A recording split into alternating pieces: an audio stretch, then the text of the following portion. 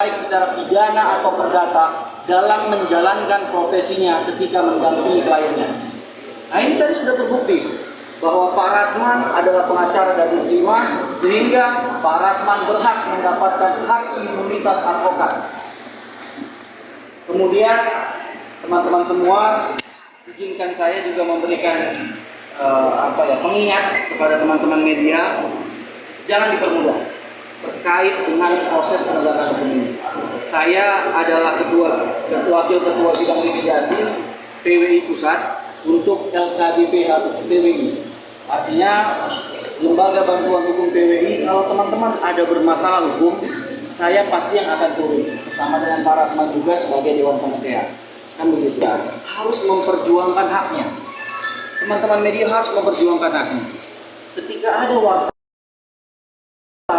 yang mau dilihat polisi, ketika ada panggilan, jangan terserta-merta langsung dihadiri, tetapi berkoordinasi dengan Pemda, berkoordinasi dengan pimpinan, berkoordinasi dengan Dewan Pers. Ini yang paling penting, gitu.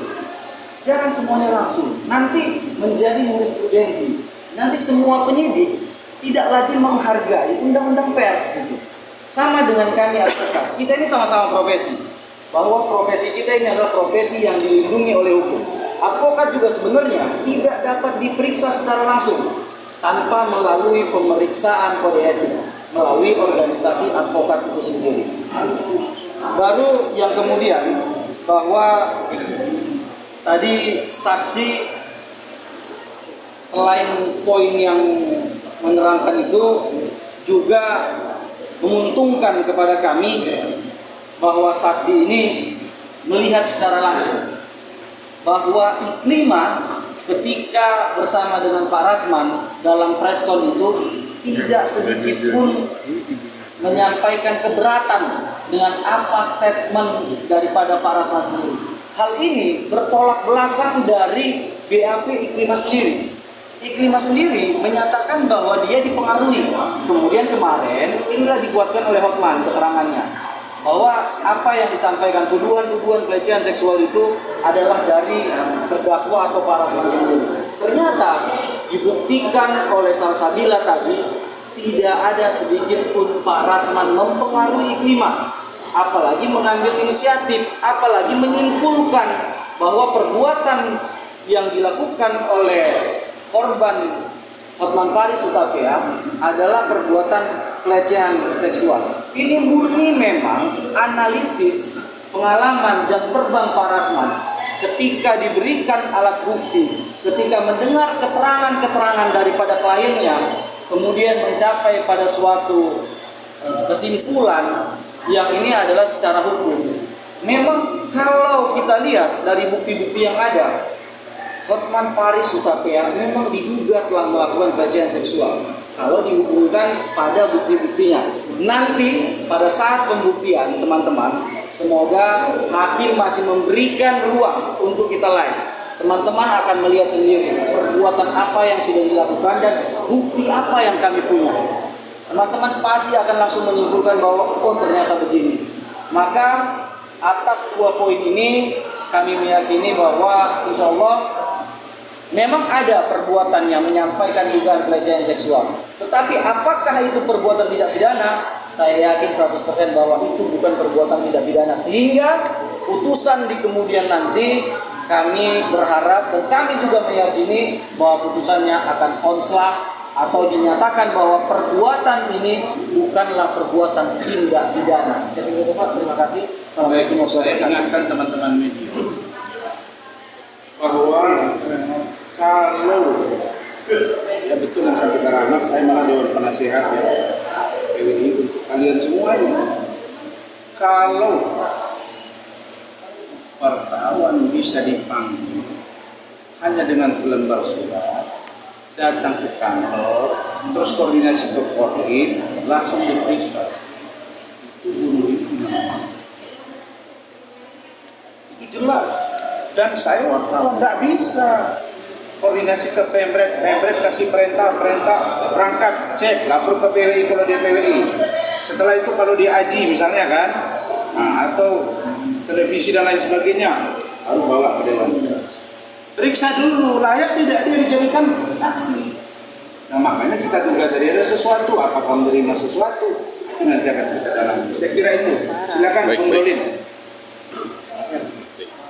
Semua udah diceritakan dengan utuh oleh para rekan-rekan saya. Kalau kami sih percaya bahwa hakim akan menilai persidangan ini dengan adil, seadil-adilnya. Kami percaya bahwa apa yang dilakukan oleh klien kami dokteran ini semata-mata hanya untuk membela kepentingan Putri Kelima sebagai kliennya. Itu aja dari saya. Terima kasih. Silakan Pak Iskandar.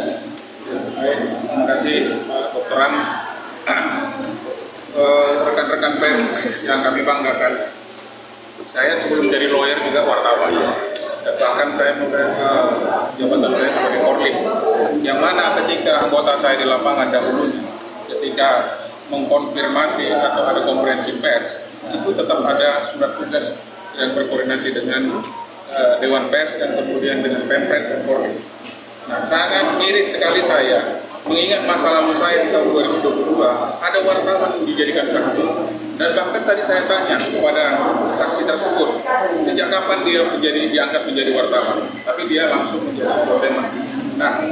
Nah, teman-teman, kita ingat dengan kasus reporter yang dari MNC TV yang kemarin dijadikan tersangka juga, akhirnya dia bebas.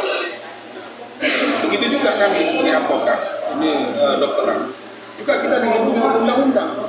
Bahkan ada putusan Mahkamah Konstitusi yang mana hak dari imunitas seorang advokat, begitu juga teman-teman wartawan itu dilindungi oleh undang-undang. Betul yang dikatakan dokteran tadi bahwa jangan sampai menjadi jurisprudensi, ya kan? Nanti kalau seperti ini, saya konferensi pers kemudian seperti yang disaksikan kita bersama dengan dipidanakan lagi, dipidanakan pencemaran nama baik. Padahal itu adalah demi untuk tegaknya atau terbukanya sebuah kasus yang kita tangani. Jadi mungkin barangkali itu saja. Tadi hakim sengaja saya bawa bercanda karena selama ini kita kapung. Ya kan? Itu strategi saya aja. Bagaimana hakim itu supaya melihat kita itu senang. Karena salah satu majelis hakim pengalaman saya sudah menjadi 7 tahun menjadi advokat. Kalau dia tendensius melihat terdakwa dan kemudian kepada pengacaranya, itu dia memutusnya tidak lagi memutus secara tapi karena dendam. Jadi barangkali teman-teman untuk sidang berikutnya yang disampaikan tadi kepada rekan kita Rahmat tanggal 17, karena beliau itu akan melangsungkan pernikahannya Pak Rahmat ya di tanggal berapa nanti mungkin ya beliau lah yang mengundang kita kalau kita bisa ya tanggal 17 Ya, nikahnya di tanggal 7. nikahnya tanggal 7, jadi sidang berikutnya kita pada tanggal 17. Barangkali itu rekan-rekan, terima kasih. Baik, begini. Saya kenapa mengulas wartawan itu? Gini, kalau nanti saya tidak terbukti, maka patut diduga si S tadi ikut menyebar berita bohong karena dia mengatakan mengutip dan menyebarkan sampai 57.000 kali kan ditanya tadi ini, Anda tahu nggak berapa ditonton? 57.000. Nah, konsekuensinya kalau besok saya dinyatakan bebas di sana, saya bisa lakukan dia lapor balik atau dia laporan palsu. Kan tidak enak begini caranya. Kenapa sih tidak berjalan di tengah? Dan berkali-kali kita sidang ini nggak pernah nongol. Itu dia saya lihat. Itu tiba-tiba nongol. Dan itu memang disebut-sebut hotman. Ketika dia diperiksa intens. Rujukan dia. Baru satu lagi cumi-cumi. Nah kita nggak tahu apakah cumi-cumi nanti siapa. Kita lihat sama-sama. Tapi teman-teman kita ini satu hati, sama-sama profesi. Jaga harkat martabat kita sebagai sesama profesi, begitu juga dengan dunia jurnalis. Saya kira itu ya. Oke, Bang. Pak Oli, cukup ya. Ada sedikit. Udah. Terima kasih Pak saya khusus buat kawan media. Hari ini dalam persidangan saya tidak bertanya karena saya ragu karena hakim terlalu jeli. Karena saya heran di antara banyak pertanyaan-pertanyaan dari wartawan, hanya 3 yang boleh yang masuk kategori dari saksi yang tadi. Makanya hari ini saya tidak melakukan pertanyaan karena ada hal yang ingin kita uraikan terkait pertanyaan-pertanyaan yang saya sudah siapkan tadi. Ternyata di luar dari saksi atau berita yang saksi sampaikan di ini di daftar dakwaan ini. Di antara banyak ratusan, cuma 3 yang boleh disampaikan, yang boleh dibacakan, yang boleh diucapkan sama pihak wartawan. Baik, terima kasih. Jadi saya kenalkan, ini ada tim baru saya, Rostina. Beliau ini adalah pengurus KOR perempuan yang terbesar pergerakan mahasiswa Indonesia.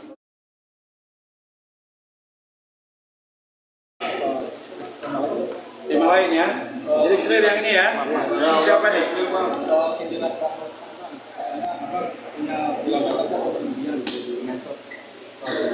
Villa. Saya punya villa 1 doang. Villa saya di Batam, ada yang jaga. Kalau saya pergi ke sana, saya main speedboat. Kemudian menurut saya ukuran villa saya itu eman juga ya. Dan itu lengkap, suratnya resmi. Jadi kalau dia apalagi sih Hotman ini kemarin cerita itu sekarang villa lagi. Jadi dia ini udah kewalahan. Hotman, kau tiap minggu sudah berobat ke Singapura, sudah lari-lari di Orchard Road itu. Hilton kelihatan di situ kan. Nah, saya nanti mau nyusul dia ke sana. Kalau bolak-balik berobat nanti saya mau ikut bareng sama dia maraton di sana. Kita jalan pagi. Tapi ini kan bulan Ramadan ya. Jadi concern lah. Yang harus kalian tanya, Pak Hotman, kenapa nggak pernah ke klub?